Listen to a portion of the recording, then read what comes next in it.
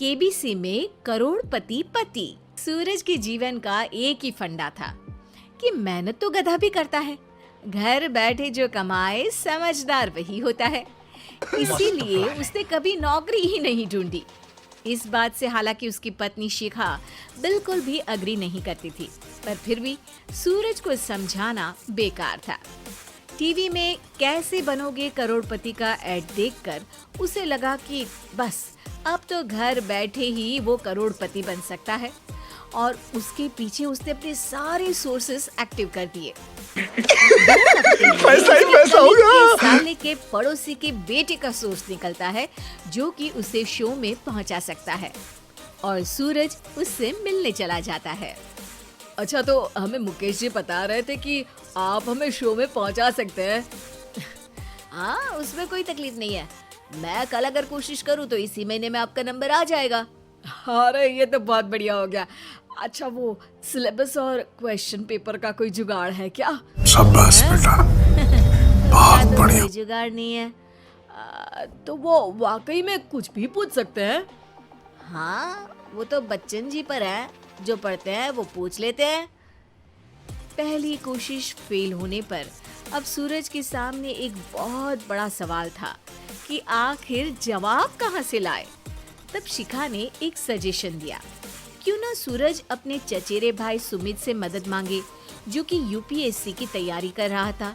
हालांकि इतनी मेहनत करना सूरज को समझ में नहीं आता था, पर कोई और रास्ता ना मिलने पर वो आखिर सुमित से बात करता है। अरे सुमित, हमारा कैसे बनोगे करोड़पति के लिए सिलेक्शन होने वाला है। तुम हमें थोड़े चिट बनाने में मदद करोगे क्या? अरे भैया, चिट बनाए तो सालों हो गए, उसमें हमारा एक्सपर्टीज नहीं है, बल्कि आप बोलो तो हम आपकी पढ़ने में जरूर मदद कर सकते हैं। हट, कैसी अनाप शराब बातें कर रहा है तू। सूरज ने सुमित को मना तो कर दिया था, पर तैयारी करने के सिवाय कोई चारा उसे दिख भी नहीं रहा था। खासकर जब 12 के पेपर लीक करने के एक्सपर्ट शुक्ला जो भी हाथ जोड़ लेते हैं। आखिर सूरज को सुमित के पास जाना ही पड़ा, और उसने सुमित और शिखा से वादा किया कि वो बहुत मेहनत करेगा।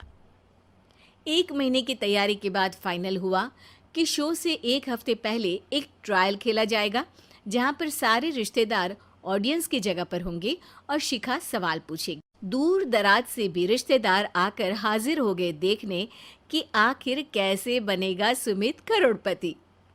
जोर जोर से बोल के लोगों को स्कीमें बता दे। में सूरज आकर अपना स्पीच देता है। ये 1 महीना मेरे लिए आसान नहीं था, पर अपने भाई सुमित और अपनी पत्नी शिखा की मदद से मैं इतनी दूर पहुंच पाया हूँ। मेरे मम्मी पापा के आशीर्वाद ने भी बहुत साथ दिया है मेरा। मैं उम्मीद करता हूँ कि आज के शो में आप लोगों को बहुत मजा आएगा।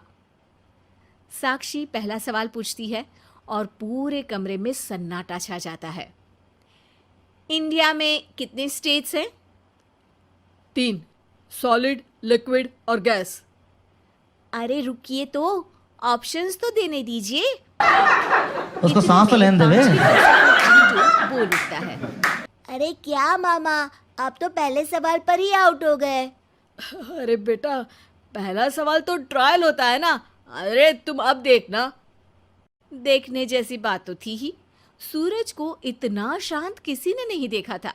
कभी कभी तो लगता था मानो सूरज आंख खोलकर ही सो गया हो। मामा जल्दी करो प्लीज, कल सुबह पनवेल भी तो निकलना है। अरे हट, कंसंट्रेट करने दे मुझे।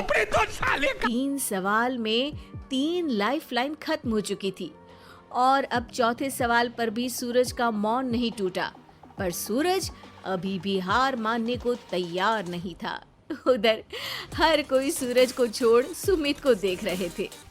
आखिर सुमित ने ही तो पढ़ाया था सूरज को। गजब बेइज्जती है। गजब बेइज्जती है यार। अरे बेटा, तो बाप का, दादा का, भाई का, सबका नाम बुड़वाएगा। अरे 3 लाइफलाइन ले ली तो भी तेरा कुछ नहीं होना है। अरे कोई इतनी बात करता है क्या शो पर? अरे बेटा, शो पर तेरे जैसे भी तो नहीं आते ना।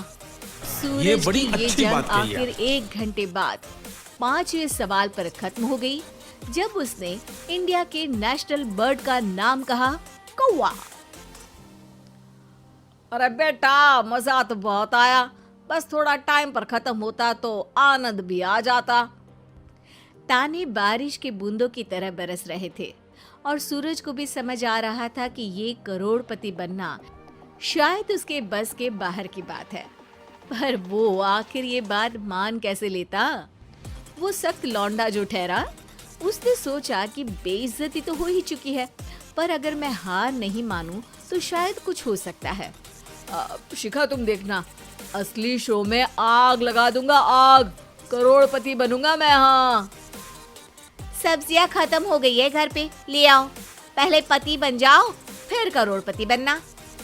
अरे गजब बेइज्जती है यार।